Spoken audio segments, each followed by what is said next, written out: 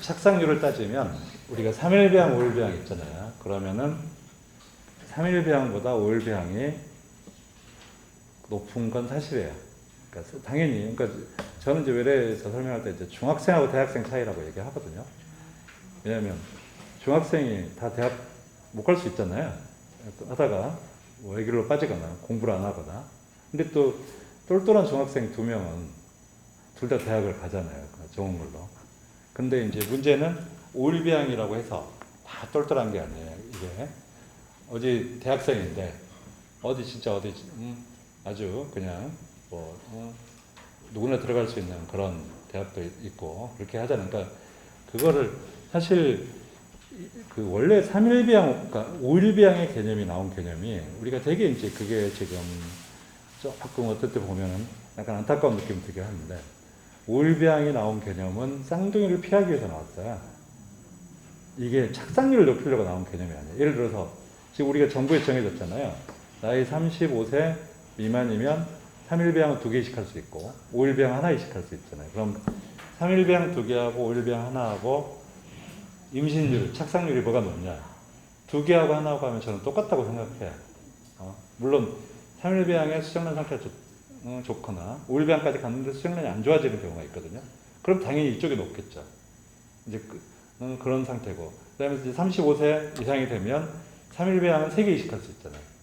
그 다음에 5일 배양은 2개 이식할 수 있잖아요. 이것도 마찬가지. 이거나 착상률은 같다고 생각을 해요. 같다고 생각하는데 어느 순간에 이게 무조건 5일 배양 안 가면 큰 문제가 되는 것처럼 그래서 5일 배양을 고집을 하시는데 여기서 한 가지 이제 그 함정이 있는 게 우리가 아무리 기술이 발달하고 아무리 했다고 해도 내 몸만큼은 못한 거죠. 우리 그 배양액에다가 배양을 한다고 해서 예를 들어서 배양액에 막 영양분 그런 걸 넣어주는 게 배양액이에요. 뭐 글루코즈도 넣어주고 뭐 여러 가지 그 우리 몸에서 분비되는 호르몬도 넣어주고 해요. 배양액이 되게 성분이 여러 가지거든요. 그걸 맞춰줘 봐야 아무 부실한 몸보다는 못하다는 그런 게 있기 때문에 만약에 5일 배양 갈 수 있으면 좋죠. 만약에 좋은 상태로 갈 수 있으면. 근데 무리해서 5일 배양 가다가 등급이 떨어지는 경우 그런 경우가 있어. 분명히 상태도 안 좋은데 그럼 차라리 몸속에 키우는 게 나을 수도 있거든요. 일정한 온도를 유지하고 일정한 영양분이 공급되는. 근데 이제 그걸 이제 근데 이제 처음에 5일 배양이 나온 거는 이게 3일 배양 뭐 2개, 3개 이렇게 이식하다 보면 쌍태아가 생기잖아요. 근데 쌍태아는 아무래도 상과적 합병증이 높잖아요. 그러니까 하나를 이식하는데 그러면은 똘똘한 애를 뭐 도중에 다 탈락하더라도 똘똘한 애 하나를 골라서 하나를 이식하자. 이 개념으로 나온 게 5일 배양인데 이게 지금 잘못 좀 변질되지 않나. 5일 배양, 3일 배양. 근데 저는 그 5일 배양 결정하느냐 3일 배양 결정하느냐면 내 몸 상태 그 다음에 나의 과거의 수정란의 상태 이런 걸 보고 해당 선생님들하고 잘 상의해서 결정해야 된다고 생각해요.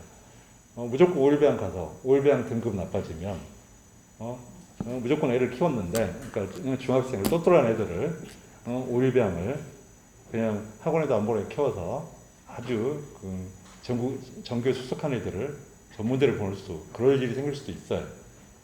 그런 걸 항상 생각을 해야 되거든요. 그래서 굳이 5일 배양을 고집할 일은 아닌 것 같고. 근데 이제 그런 경우 있죠. 가끔, 이제 물어봐요. 외래에서. 나이가 많던 작전에서 또 쌍둥이 싫어하는 분이 또 계시니까. 또 쌍태아를 피해야 되는 경우도 있어요. 의학적으로도. 그런 경우는 일부러 되도록이면 가려고 노력을 하죠. 하지만 그것도 잘 판단해야 돼요. 이렇게 잘 보고 판단해서 이 배아가 지금 괜히 체외에서 키웠다가는 오히려 착상률이 떨어지겠다. 그런 거를 생각을 하고 해야 되거든요. 그리고 냉동에 관한 건데 또 어느 순간에 그것도 마찬가지. 이게 또 상당히 유행인데 부산 쪽에서부터 그 유행이 바람에 불어왔어요. 그래서 무조건 냉동 배아가 좋다. 근데 그것 때문에 이제 학회에서도 만약에 막 그런 게 있으면은 우리 환자분들이 질문을 하잖아요. 그러니까 이제 학회에서 이제 난리가 나요. 그래서 거기에 대해서 발표하고 다 하는데 결국은 냉동 배아에 장점이 없다가 결론이거든요. 우리 학회에서는 이미 결론이 났어요. 이미 냉동 배합 장점이 없다. 이미 다 여러 번, 한두 번 발표한 게 아니에요. 왜냐하면 하도 물어보니까. 근데 이제 뭐 어떻게 해서 또 냉동 배합가 착상률이 높다. 냉동 배합가 착상률이 높다의 근거는 만약에 10개를 수정란을 만들잖아요. 그러면 냉동을 10개를 다 못해요. 그 중에서 뭐 탈락, 냉동하기 적절하지 않은 거 탈락 이렇게. 왜냐면 걔들을 이식할 수 있는 애들인데 냉동은 냉동했다 해동해서 상태가 어느 정도 착상률을 가져야 되기 때문에 되게 냉동하는 배아들은 조금 더 이렇게 어떤 그 기준을 높게 삼거든요. 그건 아무리 탈락한단 말이에요. 그런 애들이 나중에 당연히 임신율이 높겠죠. 근데 만약에 냉동을 못해서 탈락하는 배아들은 생각을 안 하냐는 거예요. 무슨 말인지 알겠죠? 그리고 이제 그러다 보니까 냉동 배아에 대해서 많이 이슈가 나오다 보니까 이제 우리 난소 기능이 저하된 환자분들 요새는 되게 그런 분들 이제 많잖아요. 근데 이제 우리는 뭐 저 같은 경우도 한 절반 되는 것 같아요. 그 난자, 소위 말해서 난자라는 거예요. 환자분 절반. 근데 이제 어쩔 수 없는 숙명으로 받아들이고 있어요. 그런다고 내가 그럼 저 절반의 환자들을 포기할 것이냐? 그렇지가 않아서 어떻게든지 저분들을 임신시키려고 노력을 하다 보니까 뭐 레스베라토를 뭐 또 과별한 방법 뭐 이렇게 해가지고 여러 가지 지금 나름 하고 있는데 이제 문제는 그분들이 똑같은 말씀을 하시는 거예요. 예를 들어서 냉동하면 착상이 높아지지 않느냐. 근데 조금 죄송한 얘기지만 우리가 사람이나 동물이나 다 똑같다고 생각해요.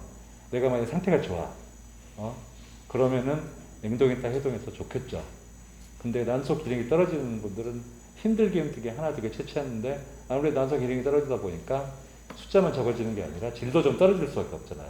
근데 얘들을 냉동했다 해동하면은 반드시 알아야 될 게 냉동해서 해동하면은 등급이 올라가지 않아요. 유지하거나 떨어지거든요.